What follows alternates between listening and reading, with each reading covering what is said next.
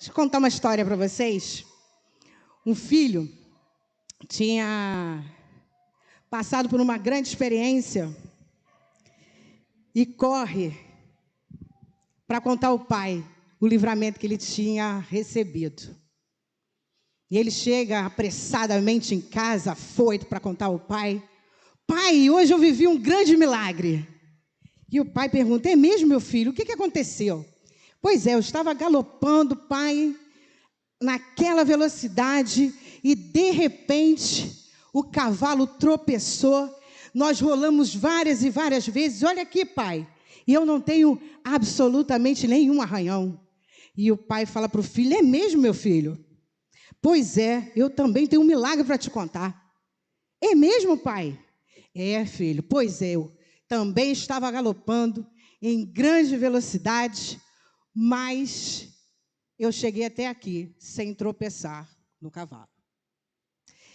E assim, contando essa história, parece muito boba, mas ordinariamente ou extraordinariamente, todo mundo tem uma experiência para contar. Seja pequena, seja grande, todos nós temos uma experiência com o Senhor para contar. E eu quero convidar você, e você também que está em casa, a fechar os seus olhos. É 1 minuto só 1 minuto. E trazer à tua memória, sim, propositalmente, à tua memória, aquela experiência de você lembrar que as lágrimas te vêm até os olhos. Qual foi essa grande experiência que marcou a sua vida? Traga a tua memória agora.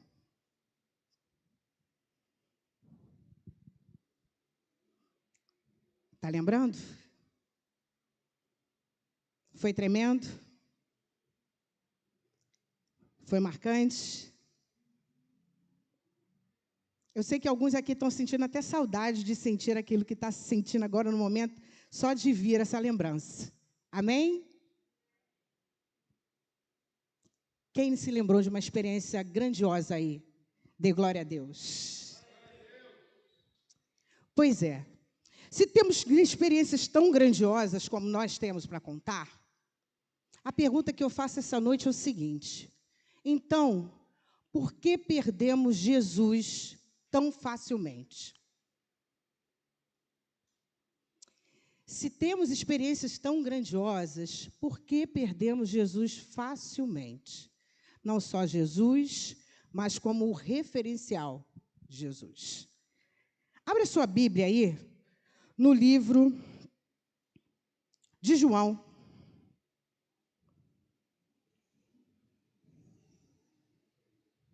E você já vai entender do que eu estou falando. João, capítulo 20.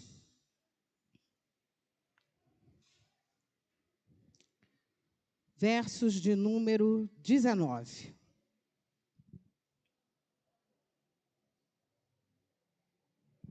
E eu espero que essa experiência esteja aí, na sua garganta. Não esquece dela não, tá? João, capítulo 20, versículo número 19, diz assim: chegada, pois, a tarde daquele dia, o primeiro da semana, e cerradas as portas onde os discípulos, com medo dos judeus, se tinham ajuntado, chegou Jesus e pôs-se no meio deles e disse: paz seja convosco.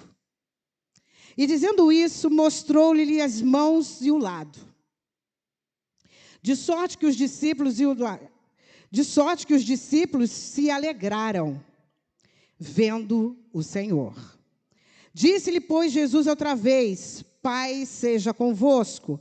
Assim como o Pai me enviou, eu também envio a vós. E, havendo dito isso, assoprou sobre eles e disse-lhe: recebei o Espírito Santo. Vamos orar? Pai, diante da tua palavra nós estamos e a glorificamos, porque sabemos que ela é vida, caminho e verdade. Instrumento para nos despertar, para nos exortar, mas também para nos avivar na tua presença. E assim aconteça essa noite. Que o teu Santo Espírito tenha liberdade sobre cada coração e famílias representadas nesse lugar agora. Faça como tu quiseres. Opere o sobrenatural em nome de Jesus. Pois bem, esse episódio acontece no 3º dia da ressurreição de Jesus. Diz o texto que eles estavam trancados por medo dos judeus. Diz logo o versículo 19. E aí está uma coisa que eu aprendo aqui, uma grande lição. Porque perdemos Jesus e o seu referencial tão facilmente. Um dos motivos é porque nos entregamos ao medo. Versículo do número 19 diz isso. Chegada, pois, a tarde daquele dia, o primeiro da semana, e cerradas as portas onde os discípulos, com medo dos judeus, se tinham ajuntado. Chegou Jesus e se pôs no meio deles e disse-lhes: Paz seja convosco. Medo é uma das razões que perdemos Jesus. Gente, havia apenas 3 dias que o mestre estava morto. Mas com parênteses, que eu quero abrir. Logo no versículo 18, na verdade, Maria já havia declarado a eles, tinha afirmado a eles que ela tinha visto o Senhor. Mesmo diante daquela notícia, os discípulos continuam trancados com medo dos judeus. Queridos, medo é a antítese da fé. Sabe a febre? A febre é o quê? É um anúncio, é um alerta do seu organismo para mostrar que o nosso organismo está sob um ataque, não é verdade? O medo também é isso. É um alerta espiritual para mostrar que estamos sob um forte ataque espiritual. E precisamos nos atentar para esses sinais. Crises de ansiedade, desconfortos de todo tipo de espécie, insegurança, incerteza, choro, angústia, são alguns dos sintomas que nós temos quando estamos amedrontados. Esse era o sentimento, alguns dos sentimentos que estavam açoitando a mente e o coração daqueles discípulos, trancados no meio das suas incertezas. Semelhante, né, ao quadro de hoje. Aí a gente vê como a Bíblia é tão atual. Porque quantas vezes também você se viu dessa maneira? Quantas vezes você não se viu dessa mesma forma, trancada? Engraçado que a Maria falou sobre isso. Sem vontade de levantar da cama. O desânimo tomando conta. Quantas vezes você se viu assim? E a pergunta é, se temos experiência que nós temos, que trouxe agora, que veio à tua memória agora, por que perdemos o referencial de Jesus tão facilmente? Eu fiz questão de falar essa palavra facilmente, porque havia 3 dias apenas que o mestre tinha morrido. Se a gente voltar no capítulo 16, de João mesmo, ali estão as últimas palavras de Jesus. Todo o alerta está ali no capítulo 16. Se você voltar aí, você vai ver isso facilmente. Jesus dá o alerta de que como tudo iria acontecer. E bastou apenas 3 dias para os discípulos esquecerem. 16:1 diz assim: tenho-vos dito essas coisas, para que não vos escandalizeis. Expulsar-vos-ão das sinagogas.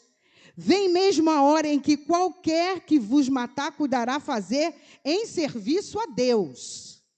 Isso vos farão, porque não conheceram ao Pai e nem a mim. Mas vos tenho dito, a fim de que, quando chegar aquela hora, vos lembrei de que já já vos tinha dito, e não vos disse isso desde o princípio, porque estava convosco. É aquela velha história, né? Entra por um ouvido e sai por outro. E quantas vezes ouvimos promessas, ouvimos palavras que a gente faz exatamente assim, não retém e esquece. E o medo toma conta. Outra razão para que a gente perde Jesus facilmente, sabe por quê? É porque a tribulação, as más notícias, passam a dirigir as nossas escolhas. Verdade ou mentira? Qual é a sua reação quando você ouve uma má notícia?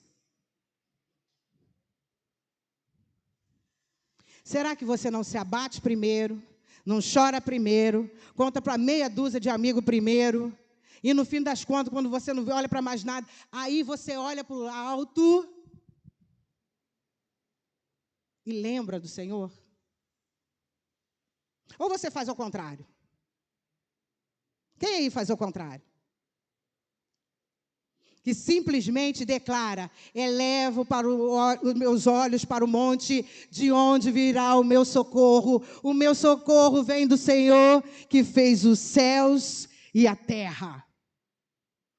Essa é a sua primeira atitude? Perdemos Jesus facilmente, o seu referencial, porque deixamos nos dirigir por tribulações e as más notícias. É interessante, no versículo 18, voltando lá ao capítulo 20, versículo 18, Maria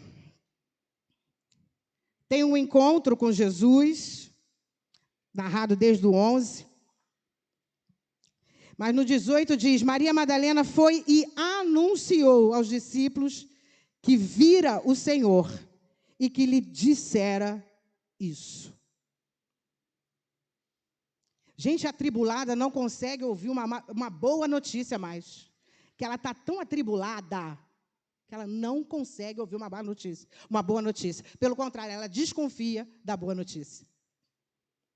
É interessante que Jesus, por 2 vezes, percebam aí, tanto no final do versículo 19, como no versículo 21, Jesus declara sobre eles, paz seja convosco. Paz seja convosco. Mostrando aos discípulos que ele sabia o quão atribulados eles estavam ali naquele momento. Trancafiados, sem esperanças, desanimados, se sentindo até mesmo envergonhado por terem depositado a confiança num homem que simplesmente morreu. Promessas que não são tragas à memória, experiências esquecidas. Esses 11 homens aqui estavam na primeira e na segunda multiplicação. Viram paralíticos andando, viram surdos ouvindo, viram cegos enxergando e estão atribulados. Detalhe, gente, eles não estão atribulados, eles não estão aprisionados apenas fisicamente, mas a alma daqueles homens estava em cárcere. Eu não estou falando aqui de coisas físicas não, tá, gente? Eu estou falando aqui do espiritual. De almas atribuladas, almas rendidas ao medo, que esqueceram as promessas e experiências que tiveram com o Senhor. Almas que por 3 dias foram suficientes para cair por terra toda uma esperança de um ministério de aproximadamente 3 anos e meio. 3 dias. 3 anos e meio esquecidos. Eu tenho certeza, e eu quero acreditar, que não somos ingratos. E temos uma memória tão curta a esse ponto que em 3 dias esquecermos quem é Jesus para nós. Porque perdemos Jesus, o seu referencial, porque esquecemos. Aí eu vou voltar ao início de tudo. As nossas experiências e os alertas que nos foram dados. Versículo 20 diz assim: e dizendo isso, mostrou-lhes as mãos e o lado.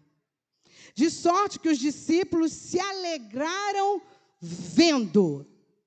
Eles se alegraram quando viram. Não tiveram fé para ver antes que aquilo ali se materializasse na frente deles. Aí Jesus vem falar para Tomé exatamente isso.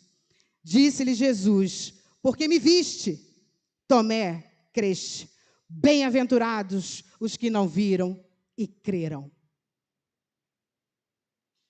Nos últimos dias, diz a palavra do Senhor que o justo viverá da fé. Se não nos despertarmos agora, irmãos, nós vamos sucumbir. Almas serão encarceradas, se até então não trazermos à nossa memória as experiências e as promessas que o Senhor nos fez. Naum, capítulo 1 diz: refúgio e fortaleza é o Senhor em tempos de angústias, Ele é bom. Eu quero lembrar você de uma oração aqui fantástica. Jonas, no capítulo 2, no versículo 7, declara assim: quando desfalecia em mim a minha alma, eu me lembrei do Senhor. Traga à tua memória aquilo que realmente vai lhe trazer vida e esperança.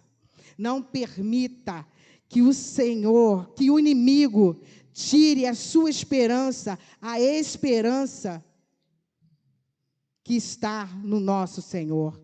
Salmo de número 142. Eu vou ler aqui numa outra versão, para que fique bem claro, e você guarde essas lembranças no seu coração. Quando a má notícia, o medo quiserem te atribular, aprisionar a sua alma, você lembre ao Senhor. Lembre do Senhor. Clamo em alta voz ao Senhor, suplico pela misericórdia do Senhor, diz o versículo 1. E ele fala: tira-me da prisão, para que eu te dê graças, no versículo 7. Lembre-te do Senhor. Clame a Ele, suplique por Ele, grite por Ele, porque Ele é fiel para se mostrar a mim e a você. O Senhor é um alto refúgio em tempos de angústia. Então, portanto, para que servem as nossas experiências? Querido, o que você acha que sustentava Paulo nas suas viagens missionárias, se não foi a experiência dele em Damasco? Eu tenho certeza que foi aquilo. O que motivou a Pedro a declarar nos seus últimos dias de vida que não merecia ser crucificado da mesma forma que o seu Senhor e escolhe ser crucificado de cabeça para baixo? Senão a experiência de Atos 2, quando ele vê a descida do Espírito Santo e empoderado, prega e 3.000 homens se convertem.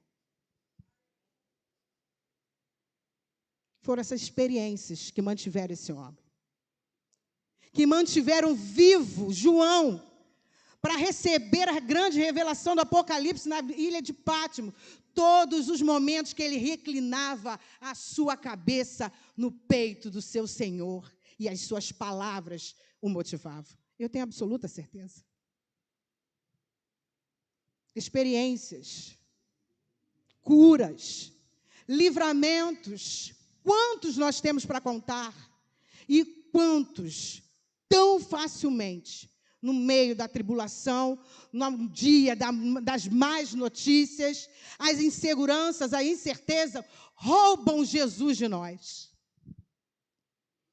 Como sentiu assaltada Maria Madalena quando vai ao sepulcro e não vê o seu Senhor ali morto.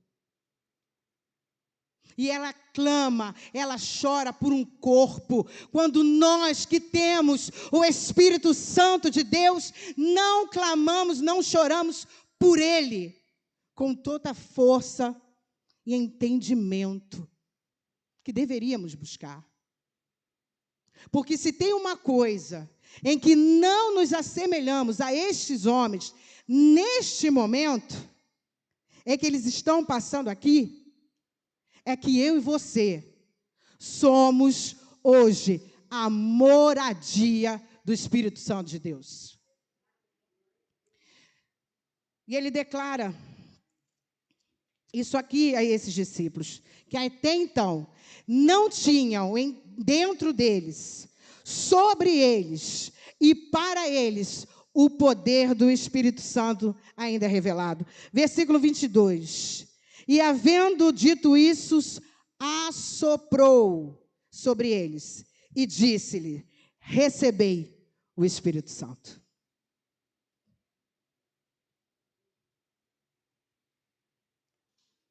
E ser moradia desse Espírito querido tem feito realmente diferença na sua vida? Nos momentos de tribulação, de inseguranças, de incerteza, a qual, inclusive, nós temos vivido. Pessoas encarceradas, com almas aprisionadas. Será que tem trago à memória o que Deus tem feito? Porque Deus tem feito hoje. Porque você está aqui. Você está aí me assistindo. Você não está entubado numa mesa de hospital agora, pedindo a Deus misericórdia pelo ar que respira. Você está aqui. E isso já é muito, muito motivo para glorificar a Deus. Porque isso é sinal que a graça de Deus te alcançou e te manteve de pé até aqui. E é fiel para completar a obra até o dia da sua vinda. Creia nisso. Esse poder, Espírito Santo, é poderoso, gente. Ele ressuscitou Jesus dentre os mortos. O que Ele não fará habitando em você? O que Ele não pode fazer em você ou através da sua vida? Receba realmente o Espírito Santo de Deus, porque soprado Ele já foi na sua vida. Agora se empodere nele, viva por Ele, caminhe por Ele, dê glórias a Ele, porque Ele é merecedor de tudo isso e muito mais.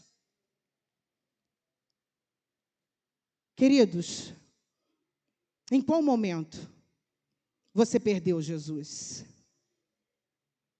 Qual foi o momento que você olhou para o lado e você não o viu?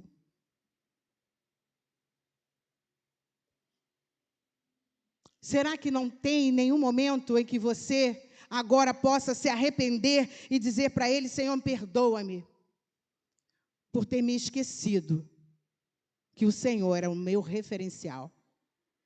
Por ter esquecido todas as experiências que eu tive com o Senhor e me deixei levar pelos medos, pela tribulação, pelas más notícias e me deixei encarcerar, quando, na verdade, a tua obra era para me ser livre. Eu quero convidar a você a esse momento. A você lembrar desse momento agora, de todos os momentos que você tem perdido Jesus. Não tem conseguido se manter nele. Que você precisa de algo palpável para se sentir seguro. Eu quero trazer agora também à tua memória isso. Todas as vezes que você esqueceu o referencial, a presença, o poder que Ele já havia manifesto na sua vida. Em nome de Jesus. E ao ir nisso, eu quero orar por você. E se alguém perdeu a Jesus, no meio dessa caminhada, não sei quais são os motivos, se alguns desses aqui citados ou alguns outros, eu quero convidar a você a voltar aos caminhos dele. Quero trazer à tua memória agora que ele é poderoso para te perdoar, para esquecer e lançar ao mar do esquecimento tudo que você possa ter feito ou falado por duvidar da presença dele. Há alguém aqui que queira se reconciliar com o Senhor agora? Só levante uma de suas mãos. Há alguém que precisa ser achado nele agora? Levante uma de suas mãos. Há alguém que se arrepende por ter se deixado roubar do Senhor, de sua presença, por circunstância, e resolve hoje aqui se arrepender? Eu peço que você se coloque de joelhos para fazermos a oração. E vamos orar ao Senhor. Já estamos chegando ao final do culto. E eu convido você a se colocar de joelhos ou em pé, da maneira que lhe for melhor. Mas que você se apresente diante do Senhor, arrependido por todos os momentos em que você se deixou levar pelas circunstâncias, pelas situações, por tudo aquilo que estava à sua volta, por ter perdido a esperança que é viva, é real, que temos em Cristo Jesus. Vamos orar? Você que está em casa também, faça o mesmo. Se apresente diante do Senhor e peça ao Senhor perdão, misericórdia. E que nada, absolutamente nada, venha lhe tirar a presença do Todo-Poderoso. Pai, em nome de Jesus, diante da Tua palavra, Deus, reconhecemos as nossas fraquezas, angústias, a nossa pequenez e as nossas falhas diante do Senhor. Pecamos, ó Deus, contra os céus e contra Ti. Quando, ó Deus, perdemos a esperança, que é viva, é real, esquecendo, ó Deus, de todas as experiências e provas que o Senhor, ó Deus, já nos mostrou. Porque todos, ó Deus, temos uma experiência a contar. Há uma experiência a nos arrepiar, a nos arrancar o choro, nos trazer a emoção e até mesmo saudade de momentos incríveis que tivemos na Tua presença. Mas nos perdemos no meio da caminhada, porque perdemos o foco, o referencial que é o Senhor, e esquecendo, ó Deus, de coisas que não eram para ser esquecidas, e mantendo o nosso olhar em coisas que não deveríamos nem sequer ter olhado. Tem misericórdia de nós, ó Deus, e aviva-nos, ó Pai, nos perdoando as nossas falhas, ó Deus, lavando-nos, ó Deus, no Teu sangue purificador, nos despertando, ó Deus, para uma vida abundante oferecida pelo Senhor, vida de milagres, vida de sobrenatural. Pai, em nome de Jesus, leva-nos além, que toda incredulidade agora caia por terra, toda religiosidade dê lugar agora a relacionamentos profundos com o Senhor, e nada, absolutamente nada, nos seja capaz de nos roubar do Senhor. Tu és o nosso referencial, meu Deus. Tu és o nosso refúgio e fortaleza em tempos de angústia. Livres somos nós na Tua presença. Glorificamos o Teu nome, ó Pai. Glorificamos o Teu nome por Tua imensa bondade. Bondade que dura para sempre e é a razão de estarmos aqui, vivos e de pé. O Senhor é bom em todo tempo. Quero apresentar diante do Senhor também cada família, abençoar a cada um, ó Deus, do alto da cabeça à planta dos seus pés.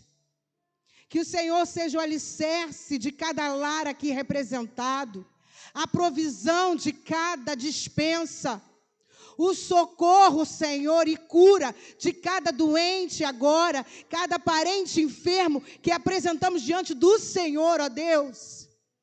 Faz a tua obra. Ó Espírito Santo de Deus, tenha liberdade em nossos lares. Faça como tu quiseres, ó Deus. Somos moradia tua, Pai. E louvamos o teu nome por isso. Porque sabemos que nada disso merecemos no Senhor. Mas a tua graça nos alcançou. Te damos glória por isso, ó Deus. E repreendemos na autoridade do nome de Jesus toda cilada, toda ave de rapina que venha roubar essa semente que hoje foi lançada, todo despertamento, ó Deus, venha frutificar na vida dos teus filhos. E eles sejam bênção. E a paz que excede a todo entendimento lhe seja por juiz de suas causas. Pai, em nome do Senhor Jesus, Tu és a nossa paz, Tu és a nossa segurança, Tu és, ó Deus, o nosso recurso. Tudo que precisamos é do Teu reino e da Tua justiça. Louvado e engrandecido seja o Teu nome para todo sempre. E em cada vida seja honrado e glorificado, em nome de Jesus. Amém.